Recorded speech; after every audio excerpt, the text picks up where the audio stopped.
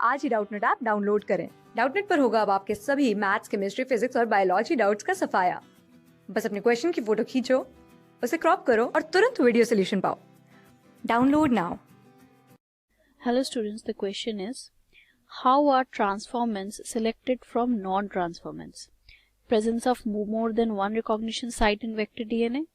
Presence of alien DNA into vector DNA results into insertional inactivation of selectable marker. Antibiotic resistance gene gets inactivated due to insertion of alien DNA. और D, both B and C. तो ये जो है, this is C. तो question का मतलब है कि जब हमने वेक्टर में वेक्टर था, इसमें हमने अपना जो इंसर्ट है उसको डालने के लिए ये वेक्टर है, ठीक है, वेक्टर और इंसर्ट, इनको एक साथ करने के लिए हमने क्या किया, हमने लाइगेज एंजाइम के थ्रू लाइगेशन किया, ठीक है। तो इसके दो रिजल्ट्स हो सकते हैं, या तो ऐसे वेक्टर्स हो जिसमें हमारा इंसर्ट हो, ठीक है, और इनमें ऐसे भी वेक्टर्स होंगे जिनमें हमारा इंसर्ट नहीं होगा। तो हमें कैसे पता चलेगा कि कौन सी कॉलोनीज जो हैं उन बैक्टीरिया में इंसर्ट है और कौन से में इंसर्ट नहीं है। तो इन दोनों को डिफरेंशिएट करने के लिए, बिकॉज ये हमको खाली आंखों से नहीं दिखेगा, आंखों से हमको नहीं पता चलेगा कि कौन सा रिकॉम्बिनेंट है और कौन सा नहीं, तो उसके लिए कुछ टेक्निक्स होती हैं। तो क्वेश्चन उन्होंने पूछा है कि ट्रांसफॉर्मेंट्स और नॉन ट्रांसफॉर्मेंट्स, ट्रांसफॉर्मेंट्स मतलब जिनमें हमारा इंसर्ट है और नॉन ट्रांसफॉर्मेंट्स मतलब जिनमें हमारा इंसर्ट नहीं है, तो इन दोनों में कैसे डिफरेंस पता करें। तो इन्होंने ऑप्शंस क्या दिया हुआ है, पहला, presence of more than one recognition site in vector DNA, इसका कोई रिलेशन नहीं है इस चीज से कि हमको डिफरेंशिएट कैसे करना है। दूसरा, ये एलियन की स्पेलिंग थोड़ी गलत है, तो इट इज एलियन मतलब फॉरेन डीएनए, एलियन या फॉरेन डीएनए। तो दूसरा ऑप्शन है presence of alien DNA into vector DNA results into insertion inactivation of selectable marker, ये ऑप्शन सही है। इसका एग्जांपल है blue white screening. Blue white screening में क्या देखते हैं, हम देखते हैं कि बीटा गैलेक्टोसाइडेज जो एंजाइम है, मैं यहाँ लिख देती हूँ, हम इसमें चेक करते हैं इनएक्टिवेशन ऑफ या एक्टिविटी, इनएक्टिवेशन या फिर जनरली बोल सकते हैं एक्टिविटी ऑफ बीटा गैलेक्टोसाइडेज। ये एक एंजाइम है, ठीक है, जो कि जब हम कल्चर ग्रो करते हैं वो एक्स गैल प्लेट में ग्रो करते हैं, ठीक है। तो इसके दो जो है आउटपुट्स होते हैं। अगर एक्स गैल कंपाउंड है, जब बीटा गैलेक्टोसाइडेज एंजाइम इसको क्लीव करेगा या तोड़ेगा तो ब्लू पिगमेंट फॉर्म होता है, ओके, ब्लू पिगमेंट फॉर्म होता है।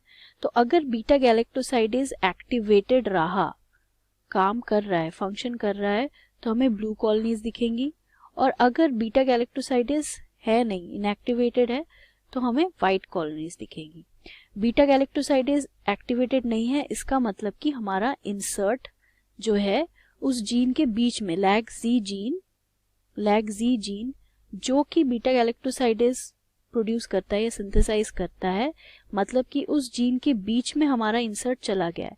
और अगर जीन के बीच में इंसर्ट जाएगा मतलब ये जीन इनएक्टिवेट हो गया है। जीन इनएक्टिवेट हो गया है तो ऑब्वियसली उसका प्रोडक्ट नहीं बनेगा, मतलब कि बीटा गैलेक्टोसाइडेज हमारा नहीं है और हमें इसलिए व्हाइट कॉलोनीज दिख रही है। अगर ब्लू कॉलोनी दिखी मतलब कि वो है नॉन ट्रांसफॉर्मेंट्स। ब्लू कॉलोनीज का मतलब नॉन ट्रांसफॉर्मेंट, ठीक है, एंटी लिख देती हूँ, और व्हाइट कॉलोनीज का मतलब कि ट्रांसफॉर्मेंट्स।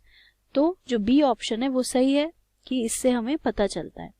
दूसरा है antibiotic resistance gene gets inactivated due to insertion of alien DNA.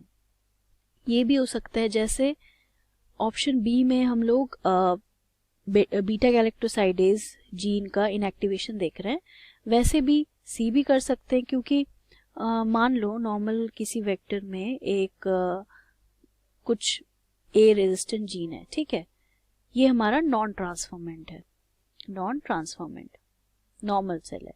अगर हमने इंसर्ट किया और इस ए जो ये रेजिस्टेंस जीन था, अगर यहाँ पे हमारा इंसर्ट चला जाए, इसके बीच में इंसर्ट चला जाए, अगर इसके बीच में इंसर्ट चला जाएगा तो ये जीन भी इनएक्टिवेट हो जाएगा। ये जीन अगर इनएक्टिवेट हो जाएगा तो फिर जो ये एंटीबायोटिक रेजिस्टेंस का जो प्रोडक्ट है, जिसकी वजह से ये इस एंटीबायोटिक से रेजिस्टेंट था, वो नहीं बन पाएगा।